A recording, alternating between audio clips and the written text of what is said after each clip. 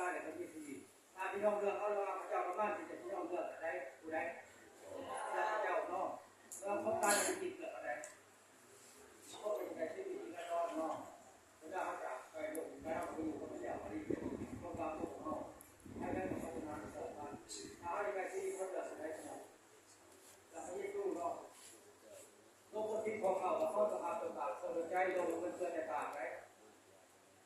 ตัวใจนะครับเขาไม่ได้ช่วยมาเขาจะตากเขาพี่น้อง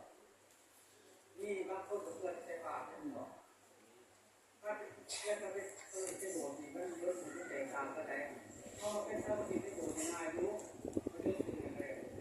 เป็นเจ้าที่เร็วได้งานที่ก็ได้แล้วถ้าเป็นแค่น้ำตาแล้วสัมผัสโดนเสพต่อยังเพราะว่านี่มันบางสาวเขาว่าทางเจ้าตัวเขาให้ตายเป็นตัวสับให้พรอันว่าเจ้าตัวให้เป็นตายตัวสับลุงพรนะเป็นไม้พวกมันนั่นแหละกูบางสาวโทรศัพท์เรามันไล่สุดตลอดก็ทำได้กับถ่ายจะแล้วกระดิ่งกูนั่นอันนี้ตายเป็นตัวสับโทรศัพท์เราก็ทำได้กับถ่ายไล่สุดให้เบิ่งตลอดกูนั่นมันตายเป็นตัวสับให้พรถ้าเราไปตอนรูปเกี่ยวกับการเก็บการสอนในผมนอกนอกมันคือการก็ลงที่นอกที่ของคนเก่าคนใดที่สอนให้เราได้รับการเก่าผ่านทางนี่แหละ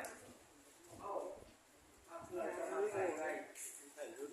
เพราะว่าอาการที่ทุกข์นะครับใช้การที่เขาทุกข์ดีเพราะว่าที่นอกในรถในรถอยู่นะครับเขาตอนนี้ธรรมดาทุกคนเก็บตัวอยู่นะ